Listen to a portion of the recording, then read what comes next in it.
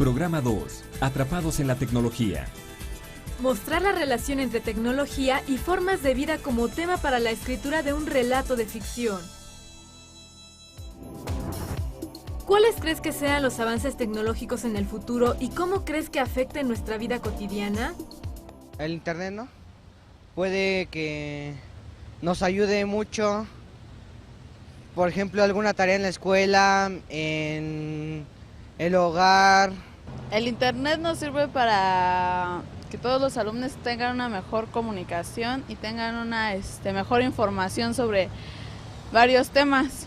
Los avances tecnológicos ahorita nos han dado, nos han afectado en cierta forma porque haz de cuenta los robots hacen todo para, o sea, todo lo construyen en ellos, ya casi el ser humano no está constantemente en él. O sea, todos los productos, obviamente los robots lo hacen. La tecnología ha cambiado nuestras costumbres y la forma de comunicarnos. En este programa veremos algunos de estos cambios.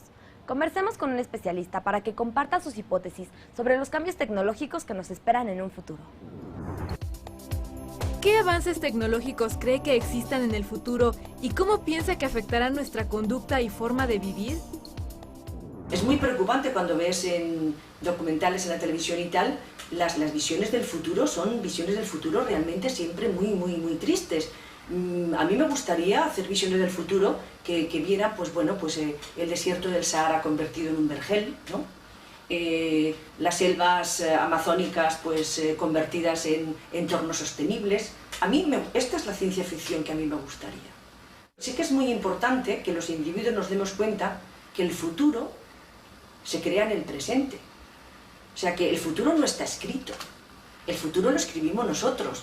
Entonces, si nosotros tomamos ahora una serie de decisiones e invertimos en una serie de procesos tecnológicos, iremos hacia un sitio. Si seguimos invirtiendo más en tecnologías de guerra que en tecnologías de paz, el futuro será un Irak multiplicado por todos los países del mundo menos el que ataca, ¿no? Si somos capaces de ver que nosotros podemos crear un futuro diferente, pues a lo mejor convencemos a quienes mandan que en lugar de invertir en tecnologías de guerra, pues inviertan en tecnologías que hagan la vida de los individuos más fácil, más fácil desde el punto de vista de todos, no solamente de quienes, pueden ir a la luna. Mientras hay gente que puede ir a la luna, hay gente que no puede comer. Un centro muy dinámico, evidentemente muy conectado con las tecnologías de la información y la comunicación, que pueda haber pues, sistemas de interacción tanto presencial como desde fuera, que no necesitemos estar siempre allí, entonces el seguimiento de los alumnos pueda ser mucho más individualizado. Bueno, estos sistemas ya existen, que si el alumno no entrega un trabajo pueda recibir en su móvil un mensaje, oye, que te estás olvidando de este trabajo y tal, o sea que esté todo mucho más integrado. Con anterioridad, el periodo que transcurría entre el envío de una carta y la llegada de esta a su destinatario podía ser hasta de varios meses, incluso años. La tecnología poco a poco ha acortado el tiempo para la comunicación. En la actualidad, con el uso del correo electrónico es posible el envío de mensajes a cualquier parte del mundo de manera inmediata. Podemos comunicarnos al instante. En nuestro país, el servicio telefónico tardó varias décadas en tener una amplia cobertura, particularmente para las localidades más apartadas. Encontrabas filas en los teléfonos públicos. En los años recientes, el uso de teléfonos celulares ha tenido gran impacto en la comunicación, pues al ser portátiles y personales, es más fácil localizar a las personas. Incluso con los mensajes de texto por teléfono, se ha creado un nuevo lenguaje conocido como lenguaje SMS, por sus siglas en inglés. En España, ya sacaron un diccionario español SMS. Actualmente ya casi nadie utiliza los discos de acetato para escuchar música, y aunque estaban grabados por ambos lados, solo incluían de 10 a 12 melodías. Hoy, el formato MP3 y sus reproductores nos permite llevar toda una colección musical de entre 100, 500 o hasta 1500 canciones en un dispositivo tan pequeño que a la vista parecería imposible de creer. Aunque tal vez el invento que más ha influido en nuestras vidas es la computadora personal.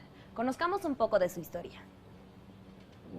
A mediados del siglo XIX, el inventor británico Charles Babbage y la matemática Augusta Ada Byron o Lovelace, su apellido de casada, desarrollaron lo que muchos consideran la primera computadora. La máquina analítica fue pensada para solucionar problemas matemáticos, aunque nunca pudo construirse por limitaciones técnicas. Teóricamente, era del tamaño de una cancha de básquetbol. Funcionaba con vapor, utilizaba tarjetas perforadas y una impresora para obtener los registros. Constaba de una memoria que almacenaba hasta 1000 cifras y un procesador que le permitía realizar las operaciones.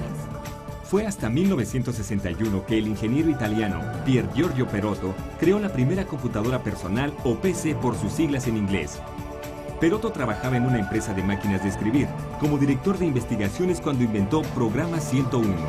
Su máquina fue revolucionaria, pues hasta entonces las computadoras eran enormes, incluso ocupaban edificios y solo podían ser utilizadas por equipo de especialistas capacitados.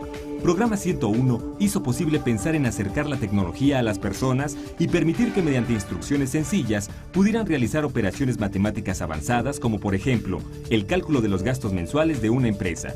Además, contaba con una tarjeta magnética que permitía almacenar los datos.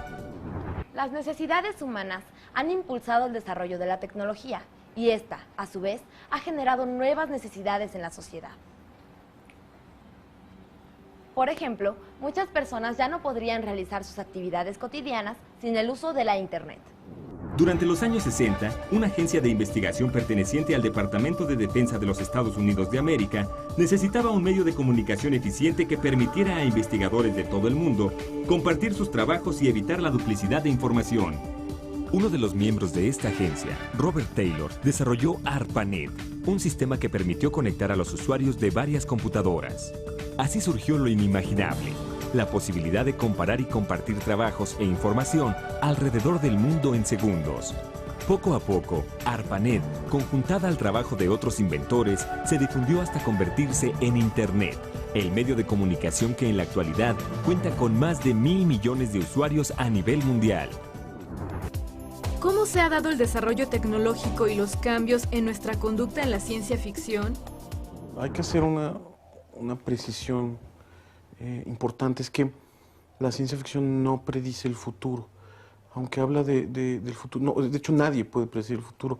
Lo que hace es observar el entorno del presente y hacer una perspectiva y crear escenarios de cómo podría, en las situaciones actuales, cómo podrían seguirse desarrollando en N tiempo hacia el futuro. Entonces, por eso y en ese sentido es que dentro de este género, en más de una ocasión, los autores y fundamentalmente los narradores de cuentistas y novelistas han podido prever la creación y el impacto de distintos desarrollos tecnológicos, pero hay que ser muy claros en que no son profetas ni pitonisas, ¿no? El ejemplo clásico de Julio Verne es que se habla, ¿no? de que habló del submarino y no de los aviones propiamente, pero los dirigibles con motores, etcétera. Él sencillamente era un tipo profundamente metódico, muy informado de los avances tecnológicos que había en ese momento, y lo que hizo fue esta perspectiva a futuro de dónde podrían llegar. Entonces, en ese sentido, lo que la ciencia ficción ha hecho es, bueno, observar con mucho cuidado su presente para llevarlo hasta sus últimas consecuencias en esta narración que suele ser como exagerada y no pocas veces estrambótica, que es la ciencia ficción. Pero eso hay que tenerlo mucho en cuenta. O sea, no hay ninguna manera de predecir el futuro, pero la mejor herramienta que tenemos hasta ahora para hacer perspectiva y escenarios ha sido la ciencia ficción y sus historias y su manera de narrar. ¿Podrías darles alguna recomendación a los alumnos para que escriban su relato? En su aquí y en el ahora, de qué manera los afectan todas las tecnologías que nos rodean. De repente, cuando la palabra alta tecnología puede sonar como a cohetes espaciales y a laboratorios biotecnológicos, pero en realidad nuestras vidas las están afectando el teléfono celular, el internet, el email, la televisión por cable, todo este bombardeo informativo. Entonces, todas esas cosas, todas esas innovaciones tecnológicas que ni siquiera tienen que ir muy lejos, que para sus papás, más de una de ellas eran impensables, afectan a nuestras vidas. Entonces, lo que tienen que hacer es observar con mucho cuidado y luego imaginar, si lleváramos eso hasta sus consecuencias más exageradas, ¿qué es lo que sucedería? Y entonces, ahí, en ese camino imaginativo, podrán encontrar más de una cosa interesante de qué sucedería. Y bueno, ahí hay un montón de posibilidades, ¿no? De qué pasará el día que, pues no sé, que haya tal conexión que en cada paleta haya una conexión directa a internet, etcétera. Todas esas cosas son como las maneras por donde empiezas a encontrar estas historias, ¿no?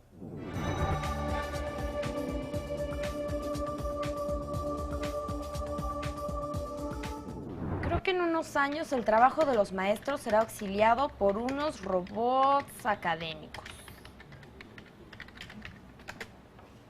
A pesar de que actualmente utilizamos la tecnología para escribir, el deseo del hombre por expresarse sigue siendo el mismo que el de nuestros antepasados. La tecnología no cambiará demasiado la parte humana, aunque escribir en un procesador de texto tiene sus ventajas.